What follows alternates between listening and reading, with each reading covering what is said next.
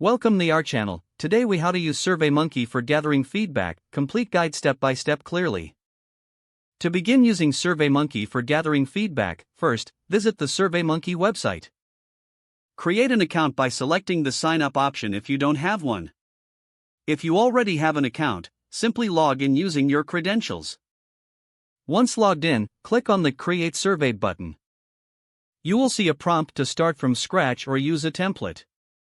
For beginners, choosing a template can save time, so select one that suits your needs. After selecting a template, customize the title of your survey. You can also adjust the survey's description to clarify its purpose. Now, review the default questions included in the template. Feel free to add additional questions by clicking on the Add Question button. Select the appropriate question type, such as multiple choice, rating scale, or open-ended. Make sure to tailor each question to gather the specific feedback you need. Once your questions are set, consider the survey logic options to enhance the user experience. Survey logic allows you to skip questions based on respondents' previous answers.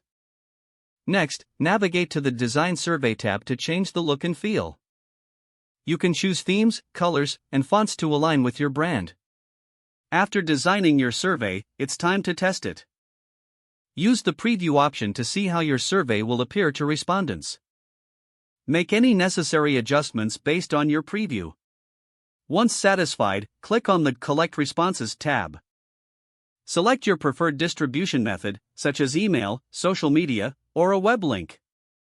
SurveyMonkey will generate a unique link if you choose the web option. Share this link with your target audience to start gathering responses. After collecting responses, monitor them in the Analyze Results tab. You can view real-time results through various graphs and charts. Use the built-in tools to filter responses based on demographics. This will help you gain deeper insights into specific audience segments. Finally, consider exporting your data for further analysis. Don't forget to like this video and subscribe to our channel for more step-by-step tech guides.